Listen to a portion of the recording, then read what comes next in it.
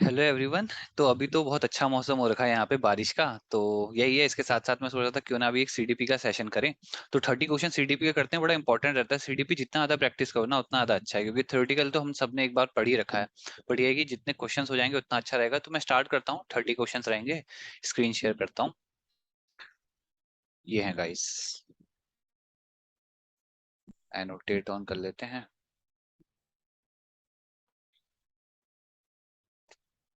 तो ये गाइस वैसे ये है सीटेट का पेपर है गाइस, ये अगर आप देखना भी चाहो ना। बाकी इसका मैं पीडीएफ लगा दूंगा डिस्क्रिप्शन में। सीटेट का ये है लेवल 2 का, मतलब पेपर 2 है। और 2021 का है ये, जो जनवरी में हुआ था। तो इसको करके देखते हैं। तो काफी अच्छे क्वेश्चन है यहाँ। मूव करते हैं सीधा फर्स्ट क्वेश्चन पे। तो फर्स्ट क्वेश्चन ये है गाइस, यहाँ पे बोला हुआ है कि to promote meaningful learning in the classrooms a teacher should, मतलब मीनिंगफुल लर्निंग अगर प्रमोट करनी है तो इनमें से ऑप्शंस देखते हैं। पहले में बोला गया है कि help student to regulate their own emotions and motivation. मतलब स्टूडेंट्स को ये बोला जाए categorize and label students according to their performance and make ability grouping बनानी चाहिए। मतलब ग्रुपिंग टाइप की चीज करनी चाहिए। उसके बाद बोला हुआ है promote dialogue and discussion among children to build multiple perspective या ignore diversity in the classroom and follow standard method। तो गाइस देखो, यहाँ पे ये ऑप्शन तो गलत ही हो जाएगा, क्योंकि डाइवर्सिटी को हमें इग्नोर तो करना नहीं होता है ना, उसको तो हमें एक्सेप्ट करना है उल्टा। उसके बाद है एबिलिटी ग्रुपिंग, मतलब ऐसी इस तरीके की ग्रुपिंग भी नहीं करनी, क्योंकि ऐसी ग्रुपिंग हम करेंगे तो बाकी के स्टूडेंट्स पे गलत इंपैक्ट पड़ेगा, जो हो सकता है वीक हो या उनका स्टैंडर्ड अगर नीचे हो। तो ऐसी ग्रुपिंग हमें नहीं करनी है। हाँ, उनको ये सिखाना चाहिए कि अपने इमोशंस और मोटिवेशन को कैसे रेगुलेट करना है चाहिए, और डायलॉग एंड डिस्कशन को प्रमोट करना चाहिए, क्योंकि इससे क्या होगा, सबका इंप्रूवमेंट होगा, है ना। तो इस तरीके की चीजें भी यहाँ पे की जा सकती हैं। तो ये ऑप्शन भी करेक्ट है। तो इसलिए फर्स्ट और थर्ड का ऑप्शन कहाँ करेक्ट है? ऑप्शन 3। तो गाइस इस तरीके से आप देख सकते हो, ये सही है। मूव करते हैं नेक्स्ट क्वेश्चन पे। यहाँ पे बोला हुआ है कि which of the following is not. पहले तो guys not, guys pen tab में कुछ इशू सा चल रहा है ये। एक सेकंड, हाँ मैं इसको रब कर लूँ।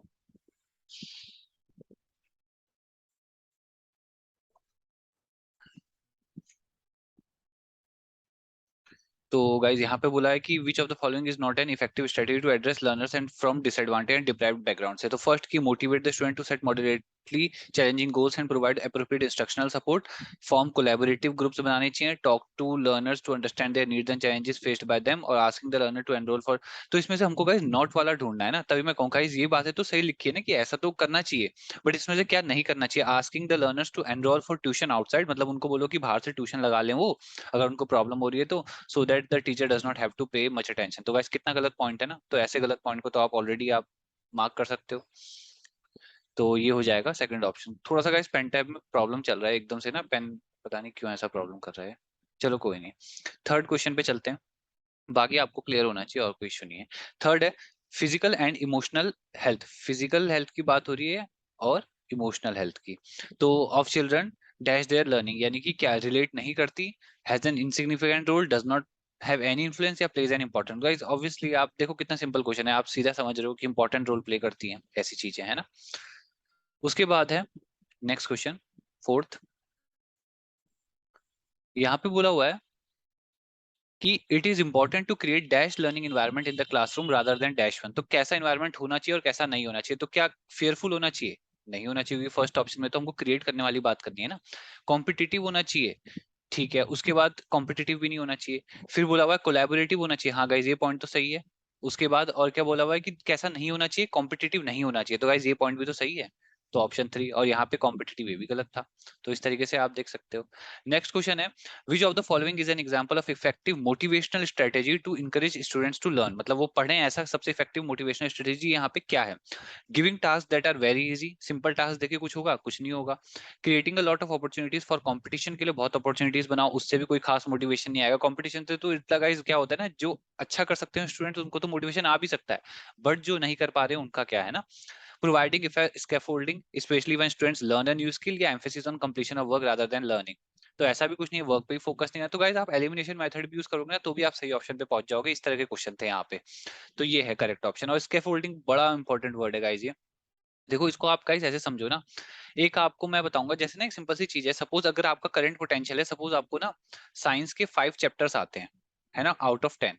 ठीक है, 5 आपको आते हैं और 5 रिमेनिंग है, ये आपको नहीं आते। बट अब क्या करेगा, ऐसे पोजीशन पे आके टीचर क्या करेगा, आपको जो बचे हुए 5 है ना, इनके बारे में सपोज ओवरव्यू देते हो। सपोज मैं आपको ओवरव्यू देता हूँ कि ये मैग्नेटिज्म है, इलेक्ट्रिसिटी है, इसमें ऐसा ऐसा होता है, साइंटिस्ट के बारे में बताता हूँ, आपको डिस्कवरीज बताता हूँ, आपका इंटरेस्ट बनाता हूँ। जैसे ही मैं आपको इतना सारा माइंड में इंटरेस्ट वगैरह सब बना दूंगा, तो आप खुद ही जाओगे इन 5 चैप्टर्स को खोलोगे और पढ़ के खत्म कर दोगे।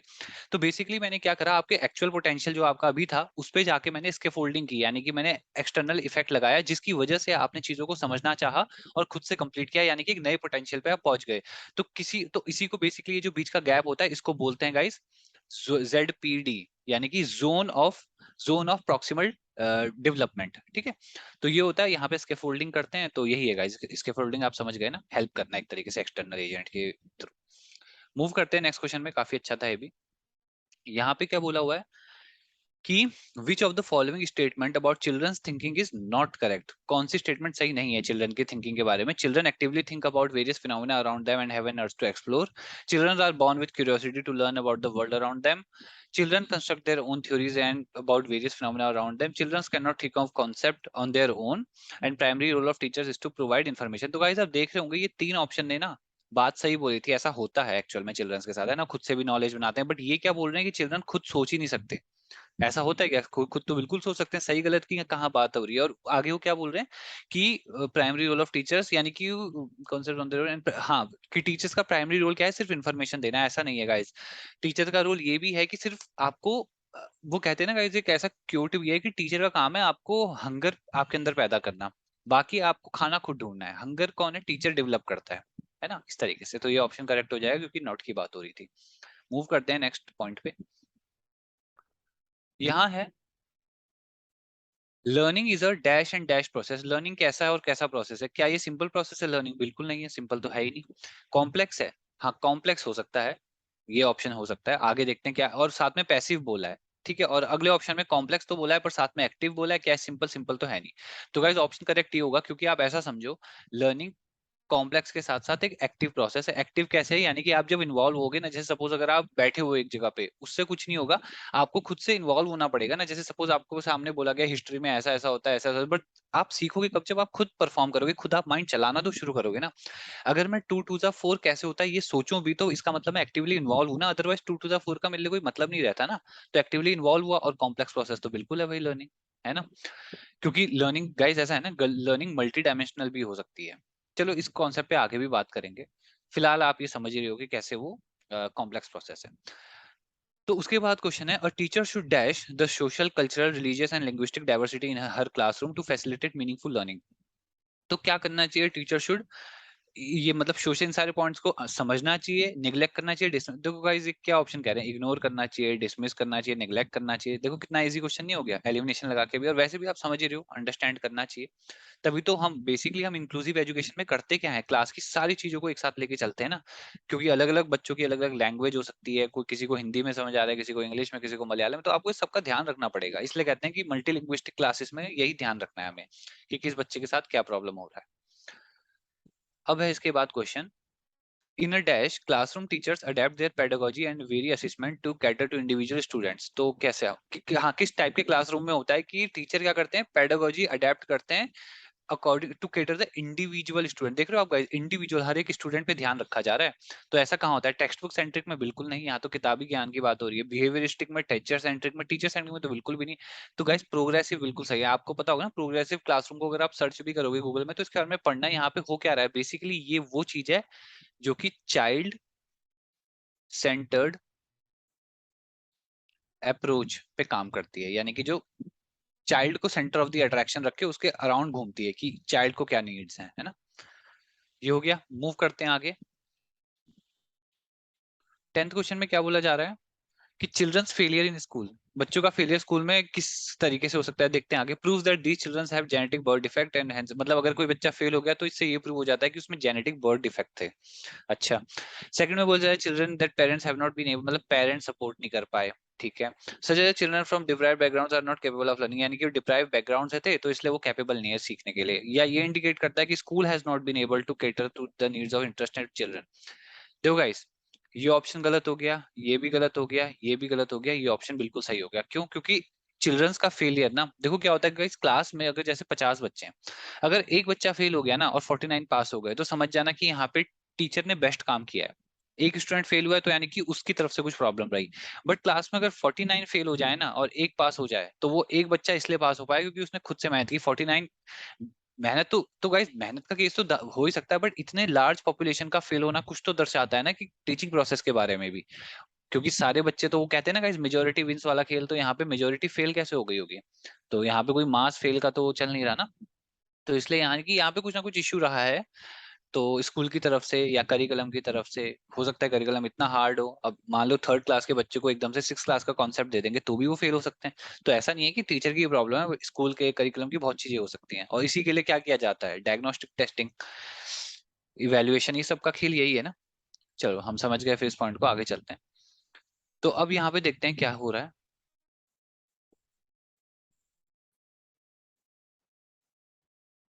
यहाँ पे है, by working in groups, groups में काम करके, teaching and helping each other, children क्या करते हैं मतलब, है ना, ग्रुप्स में काम करके टीचिंग एंड हेल्पिंग करके क्या होता है, get distracted and hence it is an ineffective pedagogical strategy, groups में नहीं काम करना चाहिए। तो ये ऑप्शन तो गलत हो ही रहा है। Develop competitive tendencies and hinders learning, learning रुक जाती है ग्रुप में काम करने से? बिल्कुल नहीं रुकती। Are able to reflect on their own thought process and shift to higher level of cognitive activity, और can develop misconception which interfaces. Misconception develop होने की जरूरत, ऐसा भी कुछ नहीं, इंटर मतलब ऐसा तो ये सारे 3 पॉइंट बता रहे हैं कि प्रॉब्लम आ सकती है ग्रुप में पढ़ के या एक दूसरे को हेल्प करके, ऐसा नहीं है। ये पॉइंट सही हो गया गाइस, क्योंकि यहाँ से हायर लेवल ऑफ कॉग्निटिव, देखो अगर 10 बच्चे आपस में पढ़ के कुछ डिस्कस कर रहे हैं तो सबको नए नए पॉइंट्स मिलेंगे, सब उसके ऊपर रिसर्च करेंगे, सबकी नॉलेज बढ़ेगी। तो यही है ना। तो गाइस हम ऐसे भी देख सकते हैं, अगर हम अपनी लाइफ में देखें तो जब हम स्कूल गए, कॉलेज गए, तो हमने अपने आसपास वाले, आज जो भी चीजें हमको पता है उसमें से बहुत बड़ा परसेंटेज ऑफ नॉलेज हमको अपने पीयर्स ग्रुप से मिली है ना। तो यही है यहाँ पे कॉन्सेप्ट। आगे चलते हैं 12th क्वेश्चन पे। यहाँ क्या बोला जा रहा है कि school dash socialization of children, क्या है ये, प्राइमरी एजेंसी है, सेकेंडरी है, या कोई भी रोल प्ले नहीं करता है, बहुत लिटिल रोल? तो कोई नहीं करता, और लिटिल रोल की तो ऐसी कहानी नहीं है, स्कूल एक बहुत इंपॉर्टेंट एस्पेक्ट है चिल्ड्रंस की लाइफ में। पर ये प्राइमरी एजेंसी भी नहीं है। प्राइमरी एजेंसी कौन है? फैमिली, है ना, क्योंकि सबसे ज्यादा टाइम तो फैमिली में ही हम स्पेंड करते हैं और वहीं से शुरुआत करते हैं बेसिकली। ये भी आप कह सकते हो। तो सेकेंडरी एजेंसी है स्कूल, है ना। उसके बाद है, which of the following theorist propose that, आज बहुत अच्छी हवा चल रही है guys ये। Which of the following theories propose that children's thinking is qualitatively different from that of adults, मतलब कौन सी थ्योरी ये बताती है कि जो बच्चों की सोच है वो एडल्ट्स से क्या होती है, अलग होती है? तो किसने बोला था? हॉवर्ड गार्डनर ने, लॉरेंस कोलबर्ग ने, जीन पियाजे ने, तो वाइगॉट्स्की ने। तो गाइस ये बात बोली थी हमारे जीन पियाजे सर ने कि चिल्ड्रंस की थिंकिंग अलग होती है एडल्ट से। मूव करते हैं नेक्स्ट क्वेश्चन पे। यहाँ बोला जा रहा है, which of the following statements about development के बारे में सही है ना। ग्रोथ और डेवलपमेंट के बीच में गाइस आपने कॉन्सेप्ट पढ़ा होगा। तो डेवलपमेंट अकर होता है कैसे, neat orderly stage, set of stages में होता है, यानी कि बिल्कुल स्टेजेस में होता है, और प्री डिटरमाइंड होता है जेनेटिक फैक्टर से। अच्छा, डेवलपमेंट सिंपल होता है, यूनिडायमेंशनल होता है, या there is lot of cultural diversity in the development of children, या children across the world follow the same sequence and exact time of. देखो गाइस ये तो बिल्कुल ही गलत ऑप्शन हो गया। ऐसा जरूरी थोड़ी है आपने तो कितने एग्जांपल ऐसे देखे, कहीं कहीं यहाँ पे आपको सुनने को मिलता है कि 8 साल के बच्चे ने ये अचीव कर लिया, 10 साल के बच्चे ने ये कर लिया, किसने आईआईटी क्रैक कर लिया, कोई इंडिया का यंगेस्ट साइंटिस्ट बन गया। तो ये सारी चीजें क्या है, डेवलपमेंट सबका अलग अलग हो सकता है ना। उसके बाद डेवलपमेंट कोई सिंपल कॉन्सेप्ट भी नहीं है, सिंपल नहीं है, ये तो उल्टा कॉम्प्लेक्स है और मल्टी डायमेंशनल है। ये देखो यूनि भी बोल रहे हैं ना, तो यूनि डायमेंशनल नहीं है, मल्टी डायमेंशनल है।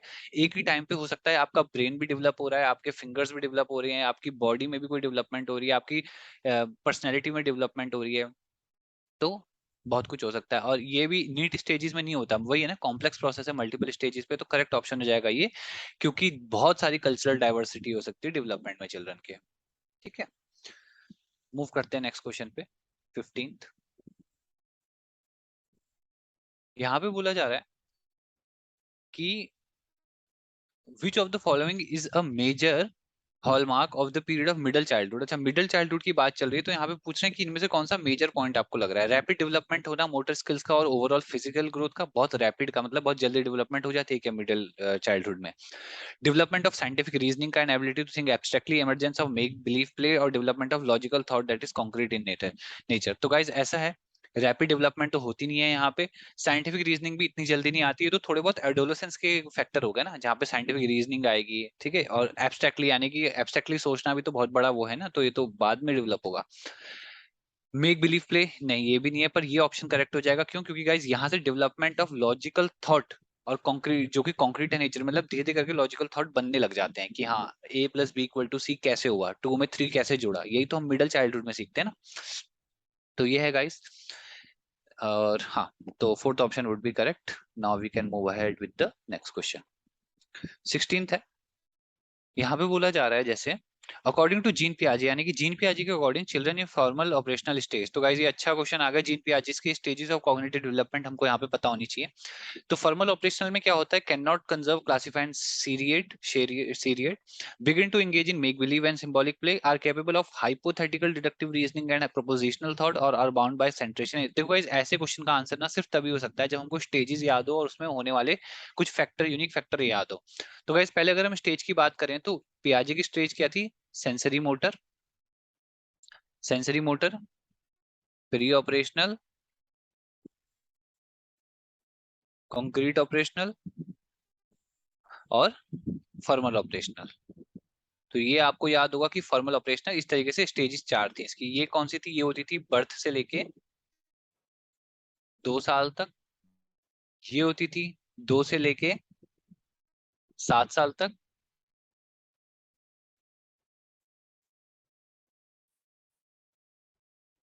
तो ये होती थी 2 से 7 साल तक।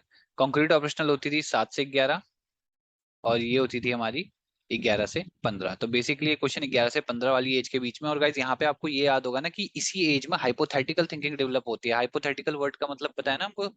वो हिंदी में क्या कहते हैं हाइपोथेटिकल थिंकिंग को? काल्पनिक। काल्पनिक जो सोच बनने लग जाती है वो बनती है थर्ड ऑप्शन, यानी कि थर्ड करेक्ट होगा। तो आई होप ये क्लियर हो गया, third option would be correct. Move करते हैं नेक्स्ट पे। यहाँ बोला जा रहा है eight which stage of Lawrence Kohlberg theory of moral development इन्होंने दी थी ना, तो कौन सी स्टेज में do individuals believe that actively maintaining the current social system ensure positive human relationship and societal order.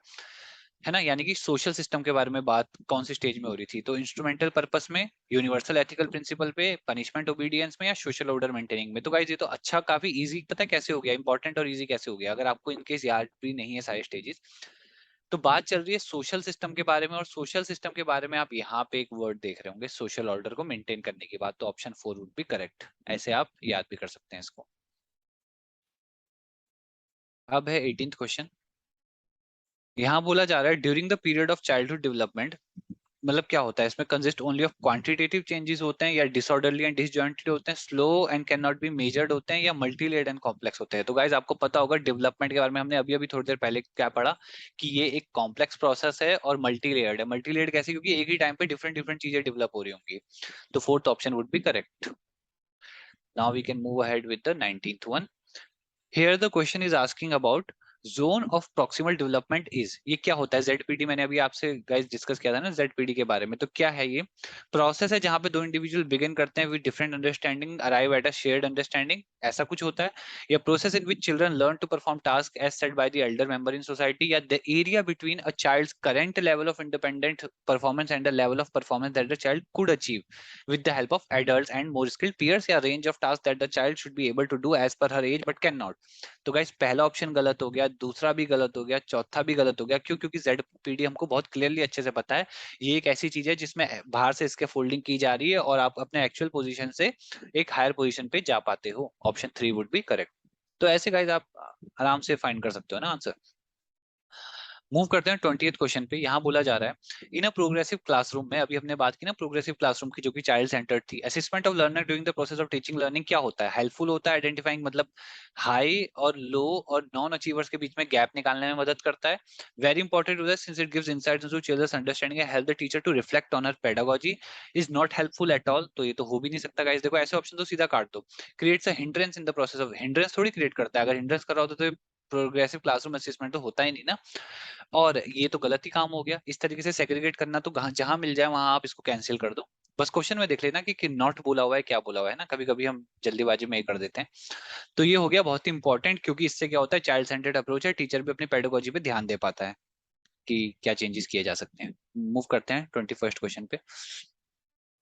यहाँ गाइस बोला जा रहा है कि which of the following is a correctly matched pair of type of intelligence and the end state performance possibilities as per Howard Gardner's theory of multiple intelligence। तो यहाँ पे guys ये बोला जा रहा है ना, यहाँ पे आपको टाइप ऑफ इंटेलिजेंस और जो परफॉर्मेंस एबिलिटी उससे गेन होगी उसके बीच में देखना है कौन सी सही है ना, हमको सही वाली बतानी है। करेक्टली, हाँ, तो करेक्टली वाला कौन सा है? लिंग्विस्टिक में मतलब अगर आपको लैंग्वेज की अगर नॉलेज होगी तो क्या आप एक अच्छा स्कल्पचर स्कल्पचर बना सकते हो। बॉडीली काइनेस्थेटिक यानी कि ये आपको पता होना चाहिए, इसका मतलब होता है कि बॉडी के सारे पार्ट्स पे आपका अच्छा कंट्रोल होगा तो क्या आप एथलीट बन पाओगे। अगर आपको स्पेशल यानी कि मतलब आपको स्पेशल यानी कि समझ लो गाइस, आप जैसे third x three dimensional knowledge अगर अच्छी है, अगर आपकी थ्री डी नॉलेज अच्छी है तो क्या आप एक थेरेपिस्ट बन जाओगे। या अगर आपका इंट्रा पर्सनल, गाइस वर्ड देखो क्या यूज करा है, इंट्रा। इंट्रा मतलब क्या होता है? खुद से बातें करना। इंटर मतलब क्या होता है? किसी और से बातें करना। तो इंट्रा पर्सनल अगर आप खुद से अच्छे तरीके से अपने आप को समझ पाते हो तो क्या आप सेल्स पर्सन बन जाओगे। तो गाइस आप समझ ही पा रहे हो, ऐसा भी गलत है। अगर अच्छी थ्री डी नॉलेज है तो क्या थेरेपिस्ट बनेंगे? बिल्कुल नहीं। अगर अच्छी लैंग्वेज पे कंट्रोल है तो स्कल्पचर बनेंगे? बिल्कुल नहीं। एक पल के लिए स्पेशल को आप स्कल्पचर पे जोड़ सकते थे, है ना, क्योंकि स्कल्पचर बनाने के लिए आपको थ्री डी दिमाग में नॉलेज होनी चाहिए। बट अगर आपका अपनी बॉडी के सारे पार्ट्स पे अच्छा कंट्रोल है या बॉडी काइनेस्थेटिक की नॉलेज है तो आप एक अच्छे एथलीट जरूर बन सकते हो। तो option two would be correct. Now we can move ahead to the question number 22। बाहर तो बिजली कड़क रही है इस टाइम। अब मूव करते हैं। अकॉर्डिंग टू लेव वाइगॉट्स्की के अकॉर्डिंग क्या था कि चिल्ड्रंस कॉग्निटिव डेवलपमेंट अगर इन स्टेजेस स्टेजेस में होती है cognitive development, maturation of schemas leads to cognitive development, language play an important role in cognitive development, या childrens learn language through a language acquisition device.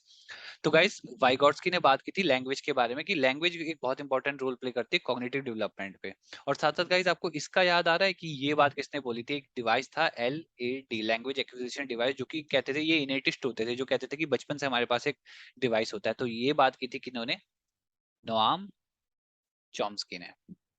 तो guys ये भी हमें पता होना चाहिए। ठीक है, ये क्वेश्चन क्लियर हो गया। नेक्स्ट क्वेश्चन है 23rd। तो यहाँ बोला जा रहा है एक चाइल्ड सेंटर्ड क्लासरूम जो होती है वो होती है जिसमें teacher use reward and punishment to direct children behaviour. Punishment की बात आ गई तो ऐसा तो ऑप्शन ही गलत हो जाएगा। Teacher is flexible and cater to need of individual children. अच्छा, teacher use the text book knowledge as the only source of knowledge. नहीं, सिर्फ टेक्स्ट बुक से काम नहीं चलना चाहिए। टीचर सेग्रीगेट करता है बच्चों को एबिलिटीज के बेस पे। नहीं, तो देखो ऑप्शन सही पे आ गए अपने में। अब है 24th question, again fact based हो जाएगा क्योंकि नाम दे रखे हैं सीधा। According to which theorist cultural tools के बारे में किसने बात की थी कि कॉग्निटिव डेवलपमेंट पे इंपॉर्टेंट होते हैं? किन्होंने बोला था कल्चरल टूल? बंडूरा ने, स्किनर ने, वाइगॉट्स्की या पियाजे? तो गाइस ये भी हमारे वाइगॉट्स्की थे जिन्होंने कल्चरल टूल्स के बारे में बात की थी कि वो एक इंपॉर्टेंट एस्पेक्ट है कॉग्निटिव डेवलपमेंट के लिए। Now let's move ahead to question number 25. Here the question is asking like an effective classroom strategy to reduce gender stereotyping. Gender stereotyping आप समझ रहे हो गाइस, मेल फीमेल के बीच में जो गैप करते रहते हैं हम क्लास में, उसको कम करने के लिए क्या कर सकते हैं? और एक डेवलपमेंट पॉसिबिलिटी सब के बीच में हो तो उसके लिए क्या कर सकते हैं? Forming same sex ability grouping, यानी कि ऐसा करना चाहिए कि हाँ, लड़कों लड़कों का एक ग्रुप बना दो, लड़कियों का अलग, ऐसे ऐसे करो। Form mix sex activity group, यानी कि मिक्स सेक्स कुछ ऐसी एक्टिविटीज ले आओ जो कि मिक्स सेक्स यानी कि सब मिलके करें। To ignore and dismiss biological differences, ignore ही कर दो बायोलॉजिकल डिफरेंसेस को अमंग द सेक्सेस, और मतलब बिल्कुल इग्नोर ही मार दें क्या ऐसा हो जाए। To reinforce gender roles as portrayed in the society, तो हाँ, तो जेंडर रोल्स को मतलब बताया जाए क्लास में कि देखो फीमेल्स तो यही काम कर सकती हैं, कि लड़कियां तो जहाज नहीं चला सकती, मतलब ऐसी ऐसी चीजें सेटअप कर देते हो। तो तभी तो पहले टाइम में होता है था ऐसा, बोला लड़कियों को घर का ही काम करना है, तो वो क्या था? जेंडर स्टीरियोटाइपिंग की तो थी। तो ऐसा काम तो बिल्कुल नहीं होना चाहिए। और सेम सेक्स की एक्टिविटीज फॉर्म ग्रुप कर दो, उससे भी कुछ फायदे होंगे। तभी तो गाइस पता है, अभी मैं यहाँ पे एग्जांपल भी दे सकता हूँ, ऐसा होता था पता है 2005 में, जब मैं कौन सी क्लास में था, फिफ्थ क्लास में था, तब से याद है मुझे। क्योंकि उस टाइम पे क्या होता था ना, एक नई चीज क्लास में लाए थे, पहले तो ऐसा नहीं था पर उसके बाद ही ऐसा हुआ था कि क्लास में ना ऐसा बोल दिया था कि लड़के और लड़कियों को साथ बैठना है, मतलब हमें ऐसा किया गया था, हर लड़के को हर लड़की के साथ बिठा के ऐसे ऐसे करके बेंचेस में बिठाया जाता था। तो मतलब वो भी एक ऐसी एक्टिविटी थी देखो। तो अभी अभी याद आ गया वो इंसिडेंट ना। फॉर्मिंग मिक्स एक्टिविटी, बिल्कुल गाइस ये करना चाहिए ना, मिक्स सेक्स एक्टिविटी बनाओ, प्रमोट करो डिस्कशन को, तो बस यही अच्छा पॉइंट है, यही सही हो जाएगा। Next move ahead to this question, question number 26। यहाँ पे क्या बोला जा रहा है? मल्टीलिंगुअलिज्म जो होता है ना, मल्टीपल लैंग्वेज का क्लासरूम में होना, तो इसको कैसा समझना चाहिए एक टीचर को? इसको एक प्रॉब्लम समझे? बिल्कुल नहीं समझो। सिस्टमैटिक इशू, मतलब ऐसा सिस्टमैटिक इशू सा समझे इसको, इशू तो समझना ही नहीं है ना।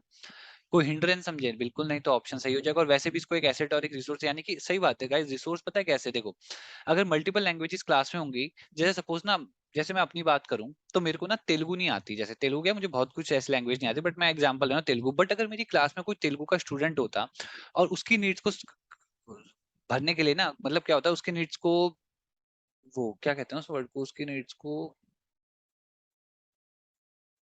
एक बड़ा अच्छा सा वर्ड होता है ना उसकी नीड्स को, वर्ड ही याद नहीं आते गाइस कभी कभी ना।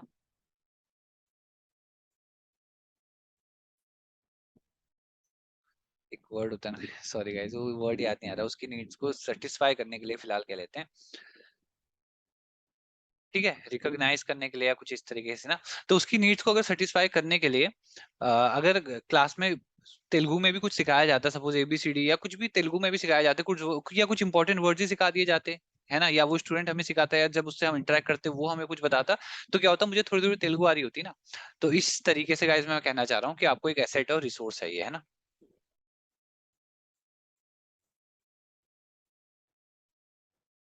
नेक्स्ट क्वेश्चन है, needs of gifted and creative children can be addressed by, तो जो नीड्स हैं गिफ्टेड चिल्ड्रन की और क्रिएटिव चिल्ड्रन की, उसको कैसे एड्रेस कर सकते हो, प्रोवाइड करो scientific instruction to solve problem, administrating memory based test दे दो, चैलेंजिंग टास्क दे दो, तो बोर्डम को खत्म करने के लिए, giving question that require convergent thinking. तो गाइज ऐसा है, जब भी आपको गिफ्टेड चिल्ड्रन का दिखता है ना क्वेश्चन, तो आपको ये पता होना चाहिए कि उनका बोर्डम प्रिवेंट करने के लिए उनको चैलेंजिंग टास्क दिए जाएंगे, तो वो सबसे अच्छा रहेगा, तो उसी से उनकी नीड्स होंगी, वरना अदरवाइज गिफ्टेड चिल्ड्रन वो हैं जो बहुत जल्दी सीख सकते हैं, तो उनके सामने बोरिंग एक्टिविटी से वो बोर हो सकते हैं, तो उनका बोर्डम ही हमको बेसिकली प्रिवेंट करना है।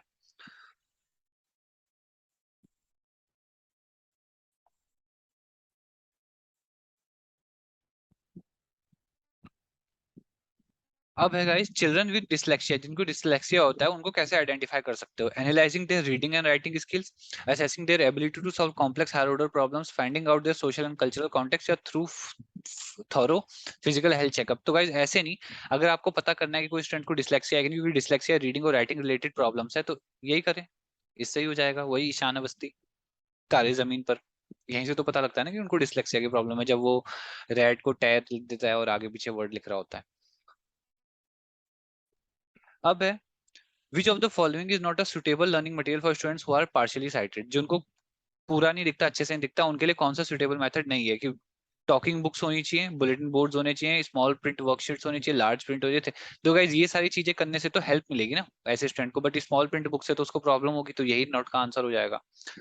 लास्ट क्वेश्चन गाइज आ गया हमारे पास, यहाँ पे क्या बोला जा रहा है कि the underlying believe behind inclusive education is, inclusive education का बेसिकली क्या मतलब रहा, प्रोविजन ऑफ स्पेशल एजुकेशन होनी चाहिए चिल्ड्रन को जिनको जो डिफरेंटली हैंडीकैप्स हैं, philosophy that all children have the right to get equal education in a regular school, वैसे तो गाइस यही है, देखो यहीं से ही हमको आंसर मिल गया, या सेग्रीगेशन करना है, सेग्रीगेशन बिल्कुल नहीं करना है, डायग्नोस्टिक लेबलिंग लगानी है चिल्ड्रन में कि वो हैंडीकैप है, ये सब वो सब, ऐसा भी नहीं करना है और ऐसा भी नहीं करना है, तो ये हो जाएगा गाइस।